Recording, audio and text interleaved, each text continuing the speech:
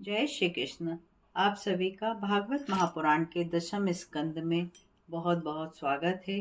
सभी वैष्णव जनों को मेरा सादर जय श्री कृष्ण। मंगलम भगवान विष्णु मंगलम गरुड़ध्वज मंगलम पुंडरीकाक्ष मंगलाय तनो हरि शांताकारं भुजगशयनं पद्मनाभं सुरेशं विश्वाधारं गगन सदृश्यं मेघवर्ण शुभांगं लक्ष्मीकांतं कमलनयनं योगिभिर्ध्यानगम्यं वंदे विष्णु भवभयहरं सर्वलोकैकनाथम। आप सभी चैनल पे पहली बार आए हैं तो चैनल को सब्सक्राइब करें और ज्यादा से ज्यादा वीडियो को शेयर करें और लाइक करें। जय श्री कृष्ण। भागवत महापुराण के दशम स्कंद में 11वां अध्याय गोकुल से वृंदावन जाना, वत्सासुर और बकासुर का वध करना। वृंदावन पहुंचे सभी, ले गोधन अरुबाल, राम श्याम खेलन चले, लेकर के संग ग्वाल। श्री सुखदेव जी बोले, हे परीक्षित, उन यमलार्जुन वृक्षों के गिरने के शब्द को सुनकर सब ब्रजवासी नंद, उपनंद, यशोदा, गोपी, ग्वाल उठ धाये। वे आश्चर्य में होकर कहने लगे, अरे ये क्या हुआ? कहीं वज्रपात तो नहीं हो गया? सब दौड़कर उधर ही पहुंचे जहाँ श्री कृष्णचंद्र उखल से बंधे हुए यमलार्जुन के वृक्षों के बीच में फंसे हुए उखल को घसीट रहे थे। उन्हें इस भयंकर विपत्ति में देखकर नंद जी तत्काल हाय हाय कर कर दौड़े और उन्होंने अपने लाल को तत्काल गोद में उठाकर रस्सी के बंधन खोल दिए। तब सभी गोप गोपियों को यह अपूर्व कांड देखकर अति आश्चर्य हुआ। वे कहने लगे कि ये युग युगांतर के विशाल वृक्ष जो कभी किसी आंधी बवंडर में नहीं गिरे, आज अचानक कैसे उखड़ गए? भगवान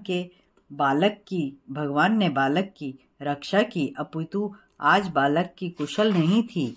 ना जाने क्या बात है, लाडले बाल कृष्ण पर हर समय मृत्यु खेलती रहती है।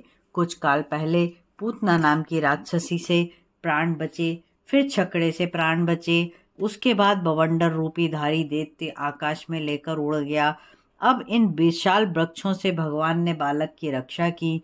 कुछ पुण्य का प्रताप ऐसा है कि इसको मारने वाले स्वयं मर जाते हैं।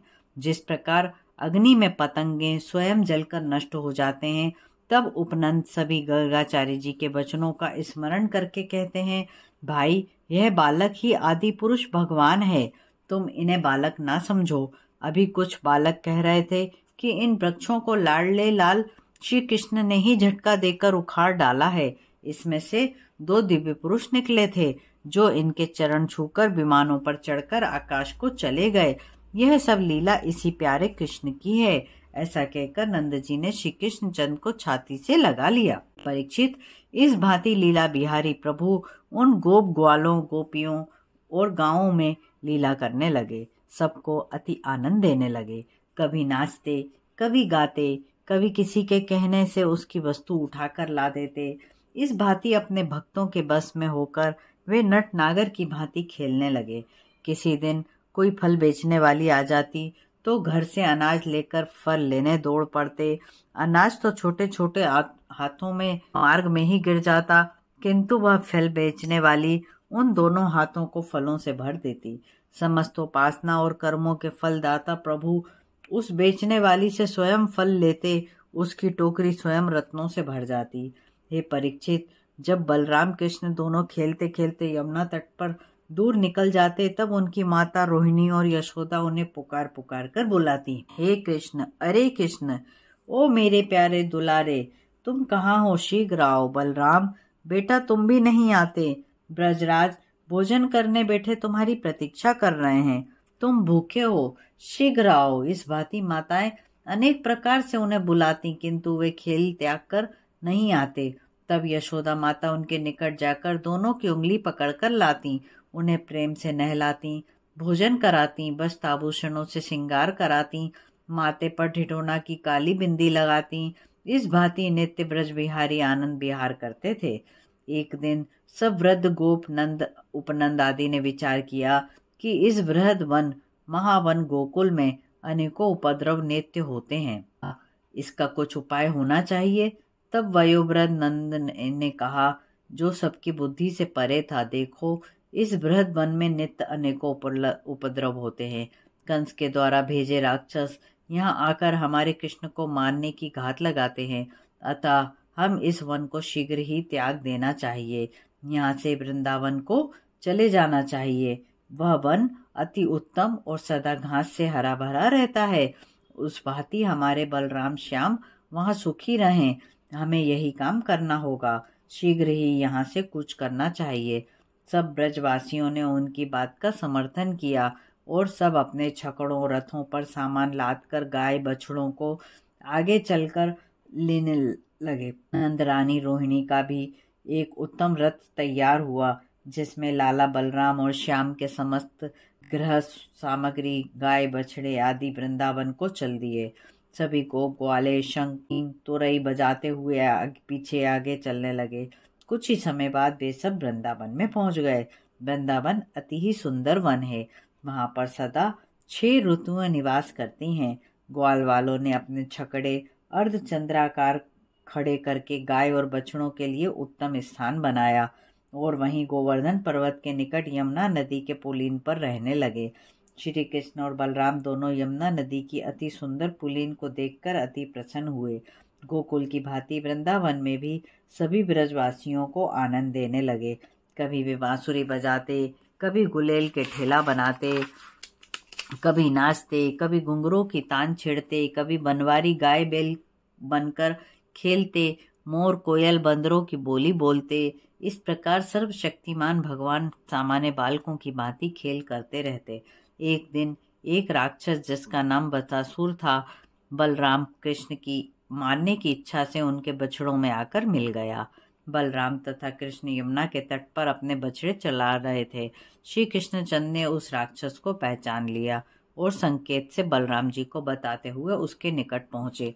उस समय ऐसा प्रतीत होता था जैसे कि वे उसको दैत्य न समझकर सुंदर बछड़े पर मुग्ध हो गए। उस बछड़े रूपी दैत्य के पास पहुंचकर उन्होंने झट उसको लपटकर पकड़ लिया और उसकी पिछली दोनों टांगे पकड़कर उसे आकाश में घुमाकर केत के पेड़ पर दे मारा। जब वह बछड़ा मरा तो उसने दैत्य का रूप धारण किया। उसके आघात से कई केत के पेड़ गिर गए। यह देख ग्वाल वालों को बड़ा आश्चर्य हुआ और वाह वाह करके श्याम सुंदर की प्रशंसा करने लगे। देवताओं ने उनकी प्रसन्नता के लिए आकाश से फूल बरसाए। हे परीक्षित, एक समय लोक रंजन बलराम जी और जगत के रक्षक कन्हैया जी वत्सपाल बनकर बछड़ा चराने वाले यमुना के तट पर बड़े तड़के ही बछड़ा चरा रहे थे। उन्होंने यमुना में बछड़ों को जल पिलाया और स्वयं जल पिया। उनके साथी ग्वाले बाल ने यमुना के तट पर बैठकर एक विचित्र बगले को देखा। वह बक नाम का दैत्य था, जो बगले का रूप बनाकर श्री कृष्ण चंद सहित सब ग्वाल वालों को निगलने की नीयत में था। वह बलवान था, उसकी चोंच बड़ी तीक्ष्ण थी। उसने झपटकर श्री कृष्ण चंद को झपटकर निगल लिया। जब बगला श्री कृष्ण चंद को निगल गया तब ग्वालवाल और बलराम जी की भी वही दशा हुई जो बिना प्राण के शरीर की होती है। वे अचेत होकर गिर गए। हे परीक्षित, जो जगत के पिता हैं वे गोपाल बालक बनकर लीला कर रहे थे।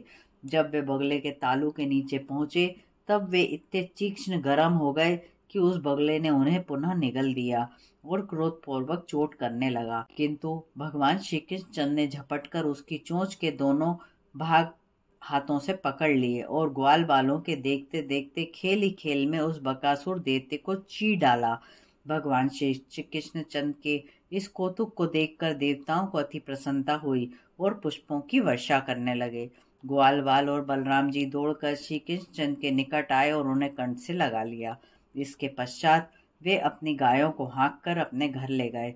वहां जाकर उन्होंने बकासुर वध की सारी घटना अपने घर वालों को सुनाई। परीक्षित, बकासुर वध घटना से गोपवाल अति आश्चर्य में हुए और श्री कृष्ण चंद को काल के गाल से बचा हुआ जानकर उनकी ओर अति प्रेम भरी दृष्टि से देखने लगे। उन्होंने कहा, यह बालक अवश्य कोई ब्रह्मवेत्ता अथवा भगवान का अवतार है। गर्गाचार्य जी ने भी ऐसा ही कहा था, क्योंकि जो भी असुर इसको मारने आता है वह स्वयं मारा जाता है। नंद बाबा आदि सभी गोप इसी भांति बलराम और श्याम के विषय में बातें करते करते तन्मय हो गए। इसी भांति श्री कृष्ण और बलराम ब्रज में अपनी बाल्यावस्था व्यतीत करने लगे। इस प्रकार 11वां अध्याय समाप्त होता है। 12वें अध्याय में हम अघासुर के वध की कथा श्रवण करेंगे। कर्पूर गौरम कर्णावतारम संसार सारम भुजगेंद्रहारम सदा वसंतम हृदयारविंदे भवम भवानी सहितम नमामि। प्रेम से बोलिए जय श्री राधे।